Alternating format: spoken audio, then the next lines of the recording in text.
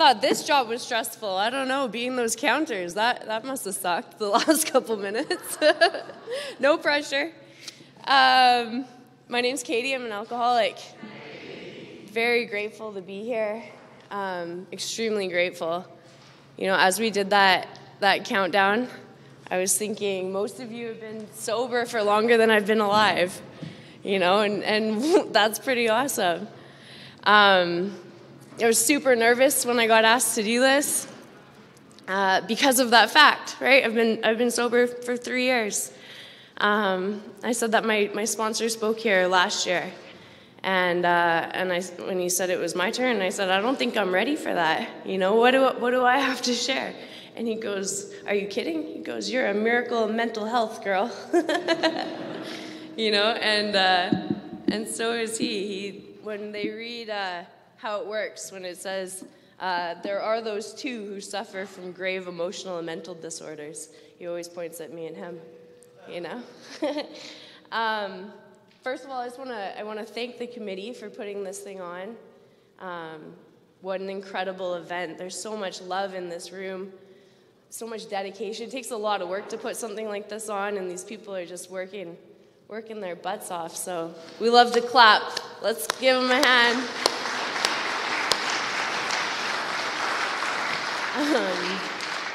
You know, and thank you for Bev for coming to pick us up. My sister joined me this weekend. You know, we showed up we were getting off the airplane, and she says, who's picking us up? And I said, I don't know. I don't know. She goes, what do you mean? You don't have a phone number? I'm like, no. But I know somebody will be there, right? Because that's what we do. Like, I have so much faith in this fellowship and the program that's laid out in this book. And so that's what I'm going to share with you today, just my story. You know, the book tells me to share what I was like, what happened, and what I'm like now. You know, and that it's not it, right? We hear a lot in meetings what it was like and what it's like now, because for a lot of us, that it is very different. You know, we all have very, very different stories, but at the core, what I was like, I was a hopeless alcoholic who could not stop doing what I was doing. You know, and it's not like that today. So I always struggle with where to start with this. Like, where do you start? It was a mess. It was a shit show. You know, I said to Tony, or he said to me, don't screw it up. I'm like, okay.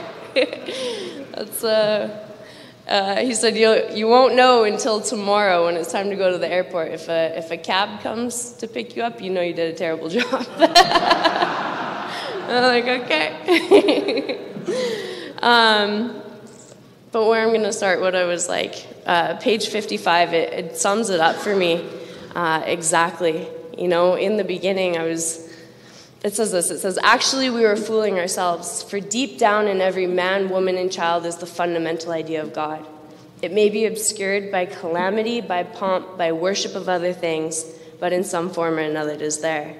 For faith in a power greater than ourselves, and miraculous demonstrations of that power in human lives, are fact as old as man himself. You know, and that's how it started with me. I came out of my mom perfect, whole, complete, connected. You know, you look at a brand new baby and they're just there. And that's God. You know, that is Creator in its presence. And what happened to me as I started getting older, things started happening, you know, and I started developing self. I started becoming me, you know, and I'm not going to get too much into what it was like growing up, but there were some scary things going on, you know, and these things developed. Calamity, what's that? The noise in my mind, this pomp, this ego, you know, this thing that kept me safe. You know, one of the most specific stories I can think of, I remember my sister and I were like this. She's my best friend. She's my little sister. And we were upstairs one day, and I was holding on to her. And she was crying, and some scary stuff was going on downstairs. And I was scared. I remember this feeling of fear, and I could tell she was scared. And I didn't want her to be scared. So in that moment, I became tough. You know, we're fine. We're good. You know, it's okay. We're all right. And I truly believed it. And for a long time after that, I didn't recognize the feeling of fear because of that ego, that we're fine, you know? So, like in a lot of ways, that ego, that kept me safe, you know, and in a lot of ways that it didn't. Growing up, you know, I was always a tough little girl, you know, I was small and fiery, and it was just like, for as long as I can remember, I remember the question, what's wrong with you? You know, what's wrong with you? I was in, you know, kindergarten, grade 1, grade 2, my mom was showing up at the principal's office over and over, fighting boys, you know, fighting anybody who did anything, just fighting, just angry. And people asking me, what's wrong with you? You know, and this is long before I ever took a drink. None of this stuff made me alcoholic. I think it made me really thirsty, but it didn't make me an alcoholic, you know? And, you know, fast forward a few years, and I got a little bit older, and my first drink. You know, my friends were drinking. We were out at a friend's house. Everything was warm. It was from somebody's parents' house, and we drank, and you know, some people grow into this thing gradually. For me, that phenomenon of craving, I drank and drank and drank until I was sick, and then I got sick, and then I drank more. And I woke up in the morning, and everyone slept in that place, and you know, how old was I? I was 14 years old. A little bit of a late bloomer, some of you might think. You know, some stories you're drinking at 7. That wasn't me. I was 14, and I remember waking up the next day, and my friends were sick, and they're like, oh, never doing that again. And for me, I was like, what do you mean? I can't wait to do that again. And I still got puke in my hair. I'm like, I cannot wait to do that again. You know, because for the first time in my life, I could breathe. You know, I've been holding my breath this whole time and acting this way and pretending I was a certain way and thinking that I actually was that person. You know, having no idea that I didn't actually feel those things until I felt it for real. You know, my magic is in that bottle. And it will always do that for me. I drink for the effect produced by alcohol. And for me, that effect will always be there. You know, so I did that. You know, I was 14 years old. I can really see today how alcoholism dictated my life. You know, it wrote my story. I made so many decisions based on alcohol to get my alcohol. I needed that. That was my magic. You know, I got myself in some pretty crazy situations. I really see how crazy they are today. The more sober I get and the more normal people I have in my life, I see how messed up my story was, you know? But for me, I'm not going to talk a lot about drugs, but they are a part of my story, and they're in the big book too. You know, I didn't have access to alcohol, but my mom had stage 4 cancer, and she had a lot of pills around. So I soon found out that produced a similar effect in me, and it was much easier for me to get, you know, and then it also sped up how drunk I could get. So number one, I know what I am and I know what I'm not, and I am definitely an alcoholic. You know, I qualify for this, and you know, for me, my problem starts when I stop drinking. So I went on like this for years and years, and drinking and medicating, and I was never sober. You know, my dad is an alcoholic and drug addict, and he wasn't a part of our life. I knew about AA. I knew that I drank abnormally, kind of, a little bit, mostly because of the question, you know, what's wrong with you? What's wrong with you? You know, why do you drink so much? What is that? I don't know. You know, so I knew there was something. And, you know, as life went on, it got worse. But it wasn't all bad, right? If it was all bad, like you hear people say all the time, I wouldn't trade my best day, my worst day drunk for my best day, or whatever, you know what I'm trying to say. My worst day sober for my best day drunk. I had a lot, you know, alcohol saved my life over and over and over. I don't think I'd be here today if I didn't have that to go to, you know. Another thing about me, I'm always a lot more homicidal than suicidal, so I probably, I'd be in jail before I'd be dead. But it saved a lot of people's lives that I probably would have killed if I didn't have my alcohol.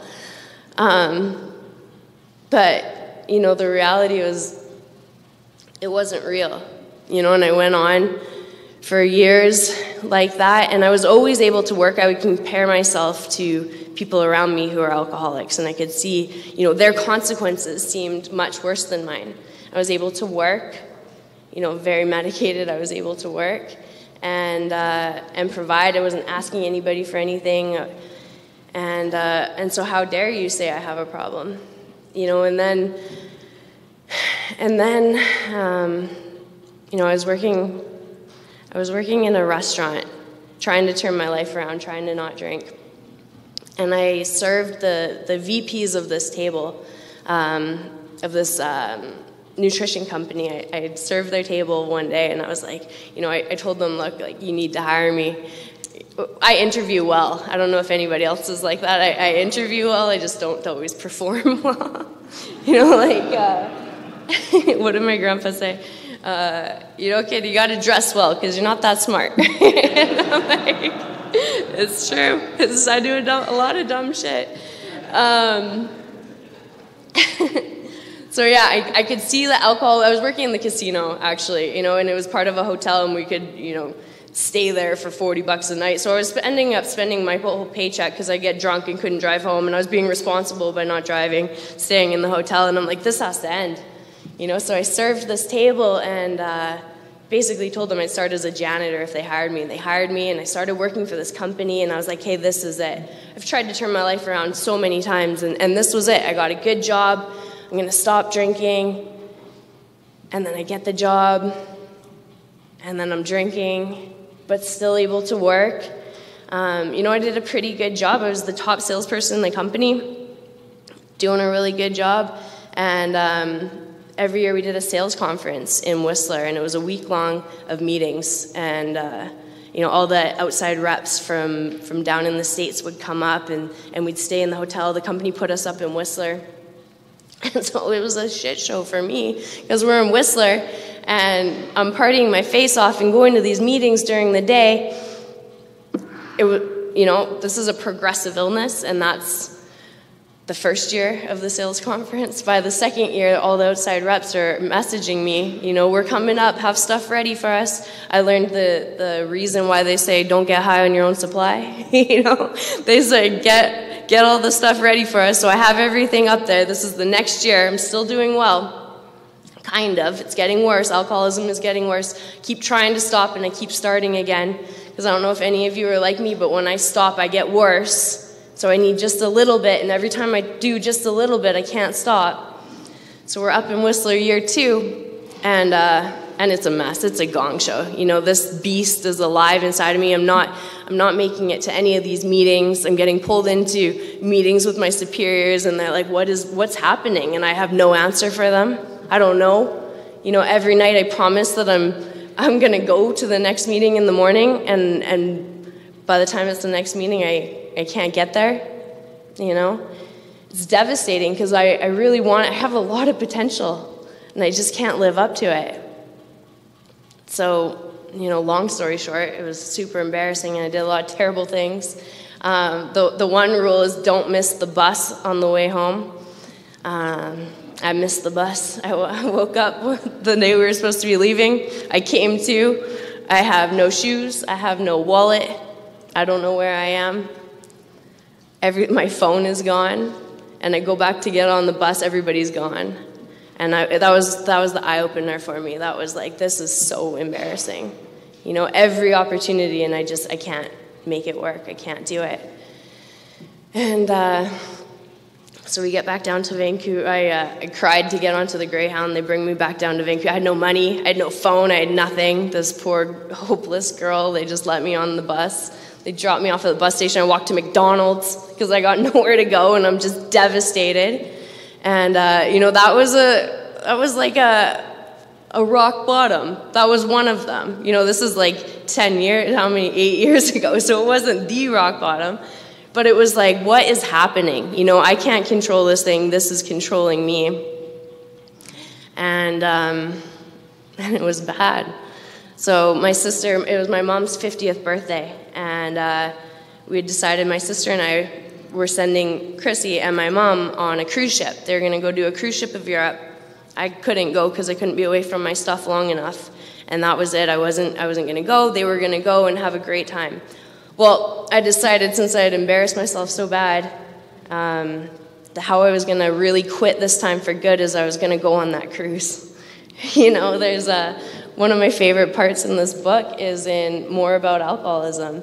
You know, when they talk about the things that we try to stop doing what we're doing. So I love doing this, and you just nod your head if this is anything that rings true to you. Despite all we can say, many who are real alcoholics are not going to believe they're of that class. By every form of self-deception and experimentation, they will try to prove themselves exceptions to the rule, therefore non-alcoholic.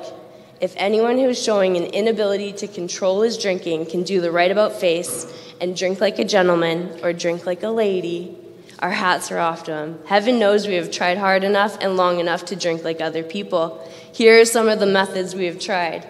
I've tried all of these things. Drinking beer only, limiting the number of drinks, never drinking alone, never drinking in the morning, never drinking only at home, never drinking, or drinking only at home, never having it in the house, never drinking during business hours, drinking only at parties, switching to scotch to brandy, drinking only natural wines, agreeing to resign if ever drunk on the job, taking a trip, not taking a trip, swearing it off forever, with and without a solemn oath, taking more physical exercise, reading inspirational books, going to health farms and sanitariums, accepting commitment to asylums, treatment centers. We can increase the list infinitum. I tried all of those things, you know, except for not taking a trip. I always thought taking a trip would be the answer, and this is the example of that. Going to Europe, right? I knew it was going to be bad. I detoxed a million times before. And I was like, that's it. That's the solution. That is how I thought I just needed it out of my system. You know, I couldn't go a couple of days without drinking, and I just needed it out of my system, and then I'd be okay. So I took my mom and my sister hostage for 2 weeks in Europe on a cruise ship in the middle of the Mediterranean. You know, my intentions were good. That was the plan. I was going to be a good girl this time. That was it. And first couple days were rough, and I was sick, you know, and then where we were in Greece, and somebody gave us a free bottle of wine. Uh-oh. It was like day 7 of a 2-week, I was doing good. Day 7, 2-week cruise, and then that free bottle of wine, and I was off. And it was a beast. And my mom and my sister just, what is wrong with you? Like, this is our mom's birthday. What are you doing? What is wrong with you? And I don't know. I don't know what's wrong with me. People have been telling me I'm an alcoholic for years. I don't know what that means. I think that they're just not as much fun as I am. You know, that they just can't keep up. I have a story with my sister. She's a total normie, right? But we're like this. And my favorite drinking story with her, we were at a party one time, and I walked by this couch, and there's this girl under a pile of jackets, and this alarm's going off. And I'm like, what is that? I go over, and it's my sister. I'm like, what are you doing? What are you doing? She goes, this is what I do when I drink with you. I need little cat naps. If I'm going to keep up with you all night, I got to have a cat nap. I'm like, that blows my mind. Never do I have to try to drink more than I plan. I always drink too much. She's got to, like, force herself to drink as much as I drink. It's insanity, right? So we're on this cruise ship, and it's terrible. And I feel bad. Like, I do feel bad. It's terrible. And I'm like, well, clearly, this is when I started to just lean into it. You know, like a really bad wipeout? Have you ever had a really bad wipeout, and it's like the more you resist it, the worse it hurts? Yeah, well, I have that. And that's kind of what I did with my alcoholism. We get home from the trip, everybody's mad. I went to jail on the cruise ship. I always say I've never been to jail, and then Chrissy reminded me one time that I have been to jail on the cruise. You know, it was like a pirate. They have jails on cruise ships. I was talking to my cousin. My cousin's also an alcoholic. We don't think right? Has anybody ever noticed that? We all kind of think a little weird. And he goes, and he's been on Chrissy was laughing that we've all been to jail on the cruise ship, and he goes, well, what do they expect of us? We're claustrophobic. Of course we act weird on the cruise ship. We're claustrophobic. And I'm like, man, I'll use any excuse to not be an alcoholic. I'm claustrophobic. That's why I drink so much.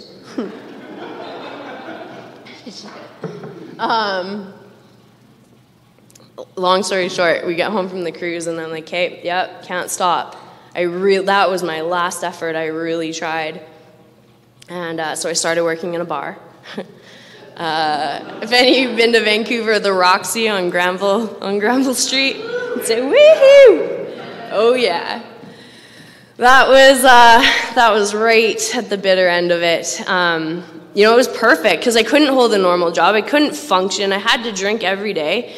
So this was the perfect opportunity. And I'm around my people, I think. They'll understand.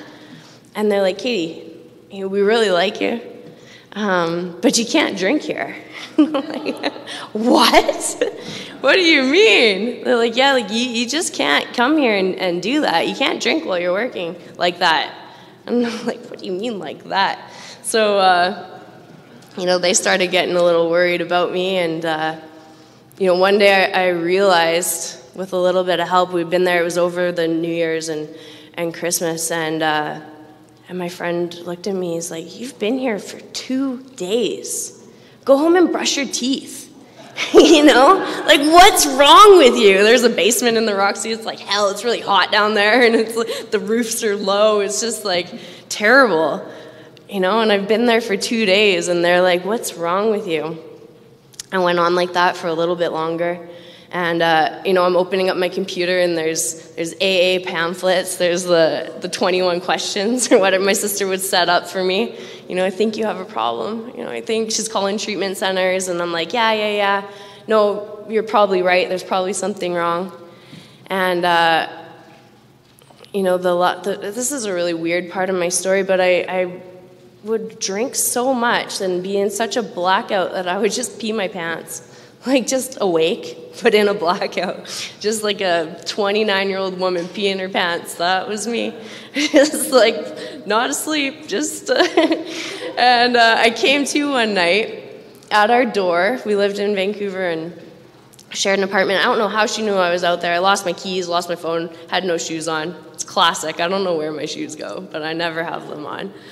And she comes down and lets me in, and she's in the elevator with me, and it's March, and it's cold, and I get out of the elevator, and I slip, because I peed my pants, and to get to our apartment, you have to go outside, and she leaves me there, and I knocked myself out. I slipped and knocked myself out, and I came to, and I'm cold, and I realized where I am, and my first instant, I was just so mad. How dare she leave me out here?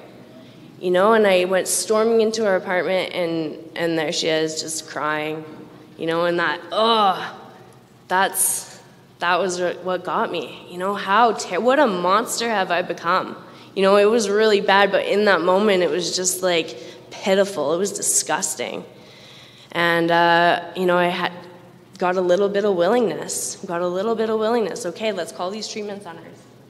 And, but I'm only going to a co-ed one.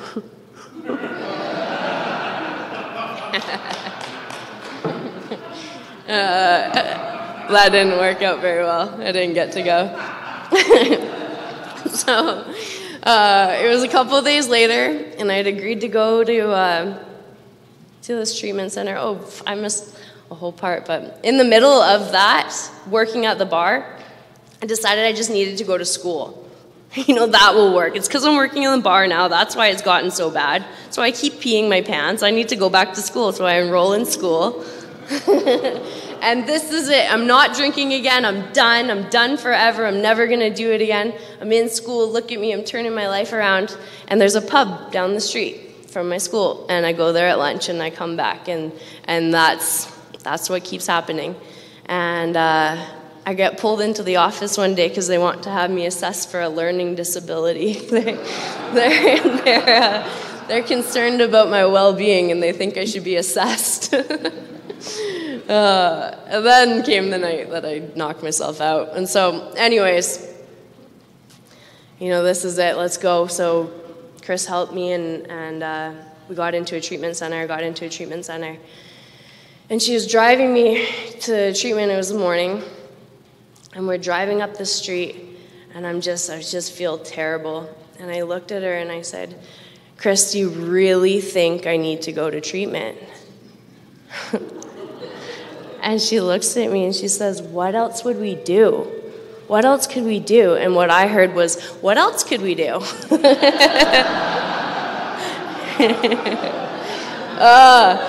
She child locks me in. I go out the window of the car and I run down the street. I have no money. I have no nothing. And I'm running down the street and I'm like, what is happening in my life? What is happening? Because I really knew what else could we do. I've tried everything in my power to stop drinking and I can't. Everything I can think up is not working. So begrudgingly I came home that night. And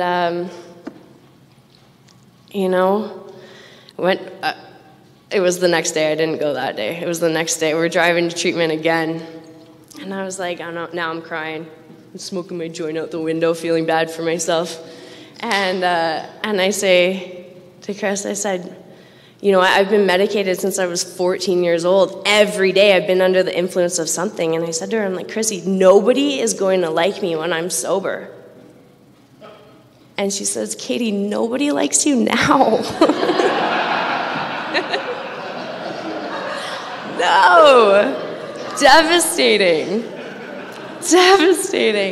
But you know what? For me, the reason I thought that is because every time I was sober, I hated myself. I just couldn't be in my own skin. I didn't feel good. I couldn't talk to anybody. I couldn't look at myself in the mirror. I just hated everything about myself. And my fix is in that bottle. And I couldn't imagine life without that. What am I going to do? How am I going to do anything? I've used it for everything for the last 15 years. It's been my everything. And now I have to give it up forever? I know about AA. Our dad came here our whole life. I know it means forever. I know you say one day at a time, but I know you mean forever. And I can't even imagine that. I also hated AA because my dad could never make it work. I hated the idea of AA. Every step 9, every treatment center, how many? He's been to over 30 treatment centers, and every step 9, we would get that phone call. It really gave me some insight in when I'm doing my amends. That's not how you do it. But I would get that phone call, and I would get that religious greeting card at Christmas, and I just hated God. I hated the idea of AA. Just hated all of it. We went to, hold on. We went to an elementary school, and there was a Christian school on the other side of the school, and we used to just beam those kids with snowballs. I've been fighting God's kids all his life. Why? I'm not going there. He's not gonna like me. My mom would drop us off at Vacation Bible School, and we loved it because we would just kick their asses in all the competitions, win all the prizes. It was what I knew about God, I didn't want anything to do with it. Those kids were weak. We beat them. That's the way that it is.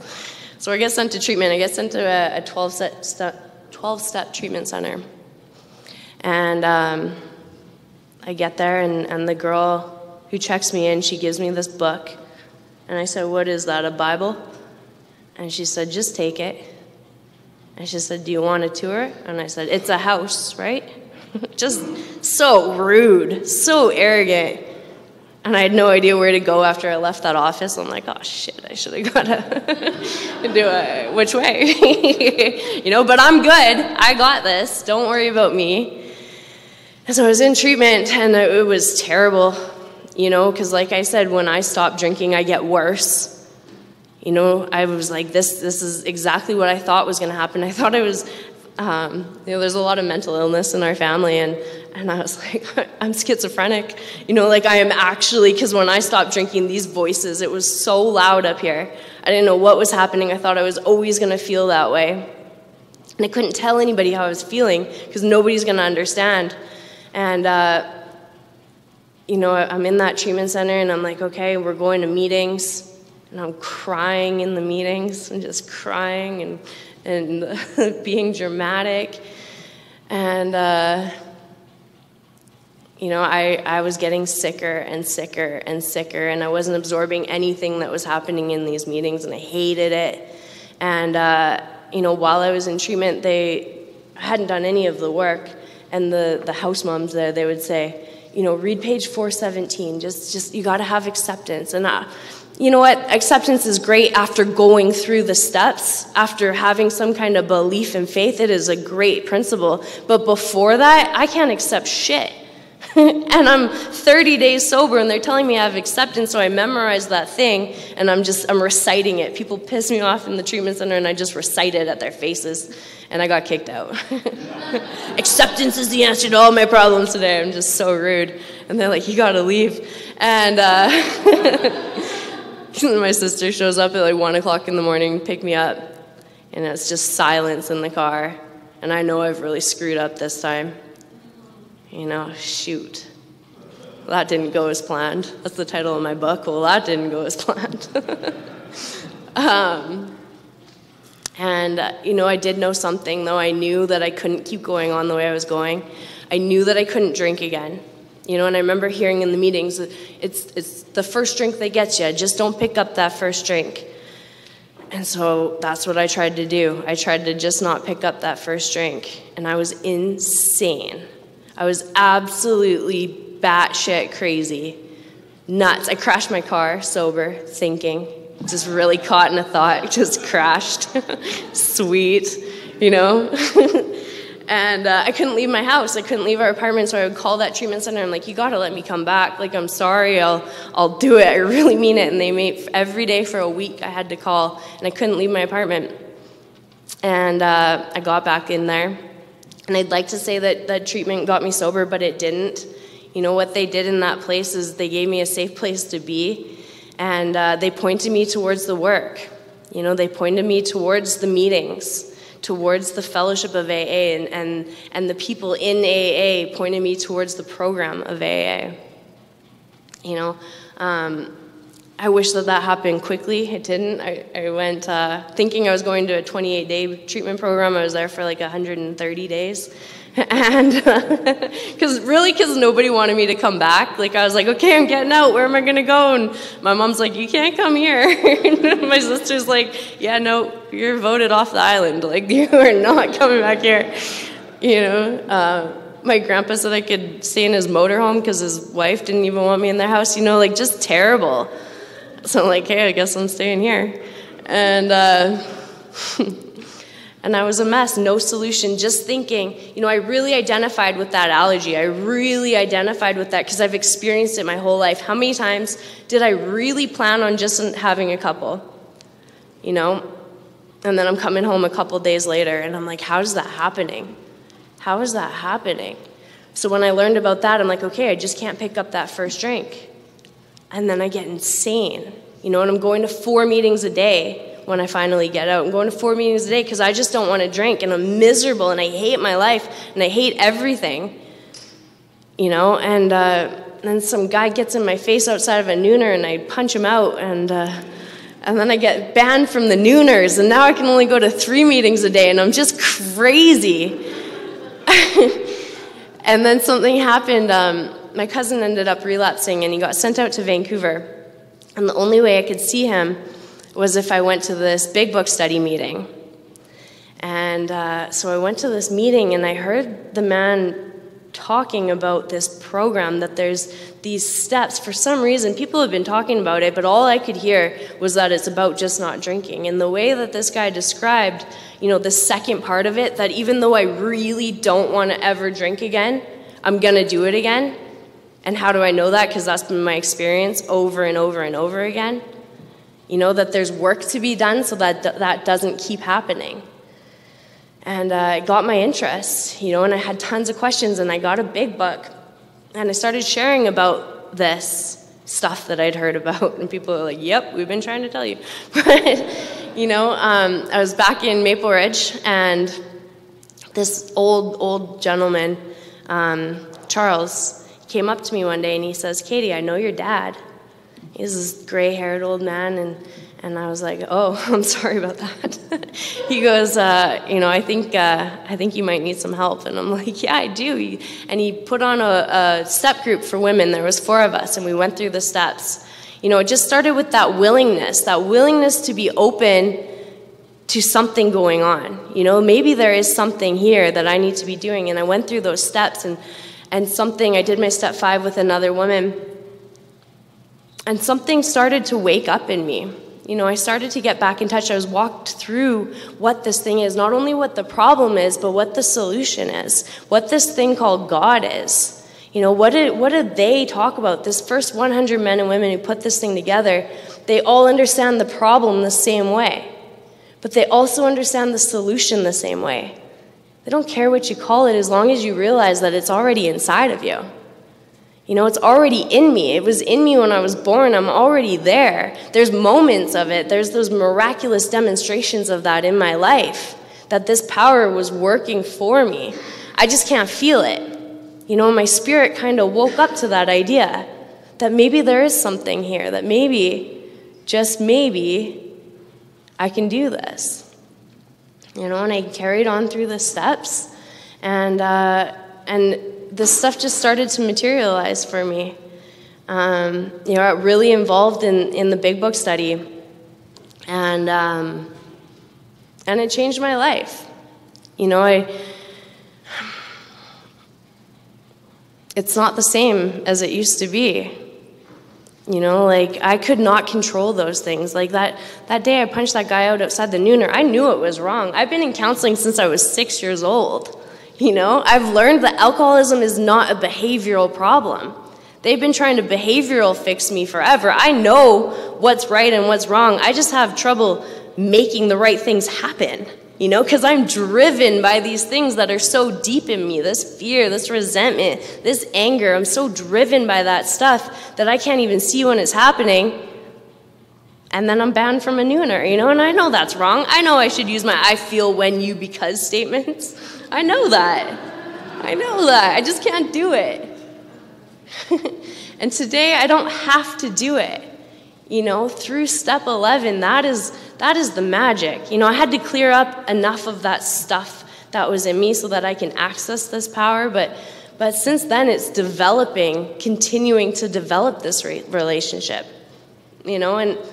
And it was pointed out to me, it doesn't have to start with faith, Katie, because I was like, how do I just trust? How do I just believe this stuff? And we start with belief. Start with belief, with hope even, because you start seeing it in other people. And then it turns into a little bit of belief. Maybe, just maybe this can work for me. And then today it's faith. I know for a fact that I am taken care of. I know that I always have been. All those things there's so many things that have happened that I shouldn't be here today, but I am. So today, instead of leaning into the problem, falling into it like I was, I'm falling into the solution. I show up here. I love this, what do you call it, declaration, this responsibility pledge. That's what this is all about. I don't know how any of this stuff works, but I know it works. And I know all you guys know that it works because you're here. The amount of work that goes into putting on this roundup, it's incredible. It's incredible. The amount of sobriety in this room is amazing.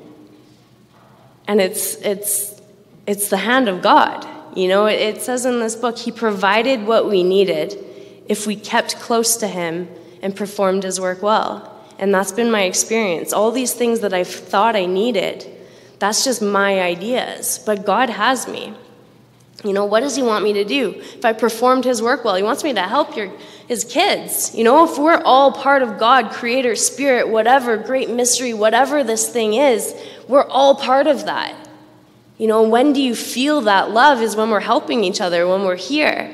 When I was in treatment, they were saying, you just got to love yourself. You just got to love yourself, and then everything will change. I don't know how to do that. I remember being in treatment, and they asked me to score my my confidence, my self-confidence, self-esteem. How do you feel about yourself? And I'm like, I don't know. You know, I was skinny. I was like 30 pounds lighter. I'm like thinking I'm pretty cute. I'm like, I don't know, like I'm in treatment, so 8. You know, I felt terrible about myself, but I couldn't let anybody know that. And today, I see, you know, what reality actually is. How do I get that self-love? Is by loving you guys, by helping, by showing up, by loving that girl who is just as mean as I was, you know, by not letting her push me away and saying, yeah, I get it, I know, it hurts, you know, because you're not mad. Anybody who acts out, they're not bad. They're sad, they're hurt, they're scared. All of those things that I did, I didn't mean to do. You know, and I don't have to do that stuff today. It's pretty amazing. You know, like Tony calls me a miracle of mental health, and we all are. So if you're laughing, so are you. It is a freaking miracle that any of us are here sober today. You know, if you drank the way I drank, which I'm pretty sure most of you did, or worse, and you're sober today, what a miracle of healing that is. You know, because I could not keep myself sober. None of this was my idea. This is the first thing to do that was not my idea, and it's the only thing that's worked. You know, and so how do I do this, right? It's like I show up when it doesn't really make sense. You know, Tony has me helping him with his big book study when I'm a year sober. You know, he says, you need this, show up. I'm showing up and I'm helping the girls before. There's not a lot of women in the big book back home. You know, it's my responsibility to learn this literature. You know, the big book is not the solution. It is the vehicle to the solution. But I need to understand this and be able to communicate it effectively so that I can get somebody else on the bus. You know, I got to understand it too. It's my responsibility to understand this stuff, to be able to relate my life to it so that I can help somebody do the same. You know, because when somebody gave me this book and they told me to just read the first portion, the doctor's opinion, I don't know what it says. I can't even read. You know? I'm like, I'm thinking I'm schizophrenic. I'm like, what is happening? I have ADHD. I need my meds. You know, you guys aren't giving me my meds. And it's like, I couldn't do it. So how can I expect somebody else to do it? It's my responsibility to show up and go through this. You know, and we were back in, I was at one of my girls was taking a cake, and I was sitting by an old timer. We were having dinner. We do that a lot before. We had dinner before the meeting, and he said, Katie, we need a big book study. We live in a treatment center town just outside of Vancouver, and there are lots of treatment centers. He goes, you know what this town needs is a good big book study. And I was like, yeah, you're right, Bruce. We should talk about that at the next business meeting. You know, definitely, I'll do it. Let's talk about it. And Bruce got asked to open the meeting that night. And he told everybody, we're starting a big book study. Next Monday night, show up. And, you know, I'm on the phone with Tony, and I'm like, I don't think I'm ready for this. I don't know. And I don't want to do it. You know, I don't want to be that girl. I don't want to be the big book thumper. I don't want to be the rule follower. That's not me. And he goes, Katie, it's not your decision. It's not up to you. It's not up to you. You know, even coming to this, what do they want to hear me talk about my 3 years of sobriety? You know, but I was asked, and Tony says, it's not up to you. You were asked, you show up. You get asked to share in a meeting, you share. I don't care if you don't think you have anything good to say, you share. It's not up to you. I'm not running the show today. You know, well, I mean, I'm really trying not to. What I found in my experience is, you know, we talk about the 3 sides of that triangle, the unity, service, recovery. But when you look at the symbol, it's the triangle in the circle. You know, and that's really what it's about. It's about that circle. My connection with God, my higher power connection, takes care of all of that stuff. There's specific instructions in this book for me to follow daily, because I'm very undisciplined, and I don't do it. But if I do it daily, that connection is taken care of, and all of those other things fall into place. You know, it's not like playing whack-a-mole. I got to do this, I got to do that, I got to call, I got to do this. It's like I focus on that, and it gets taken care of. He provided what we needed, if we kept close to him and performed his work well. You know? That's what it's all about. Helping God's kids. You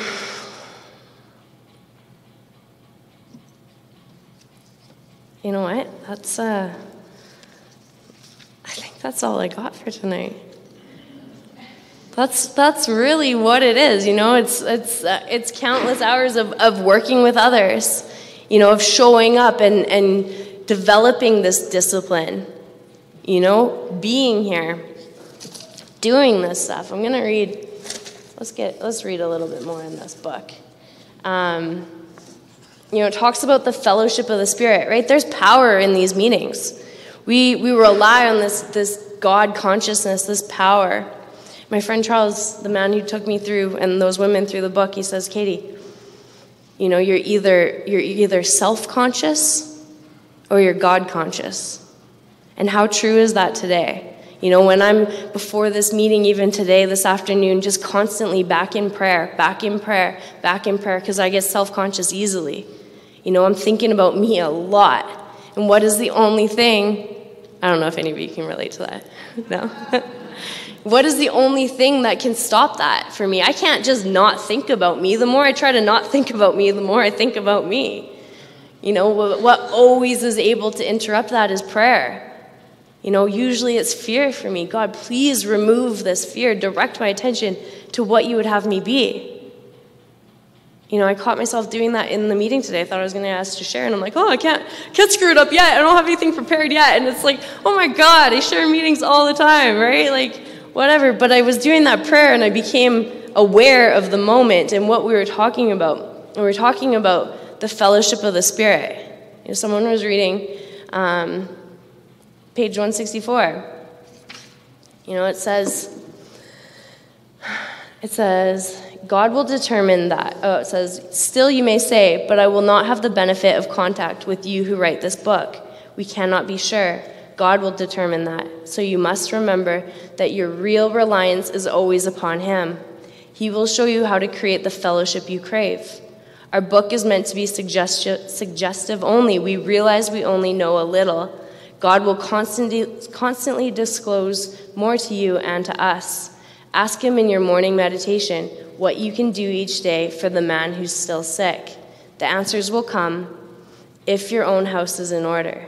But obviously you cannot transmit something you haven't got.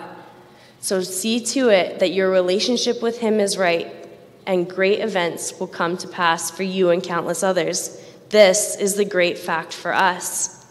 That is it. What is it telling me there? That's the last page of text, and it's telling me all of these things will materialize. Focus on the solution.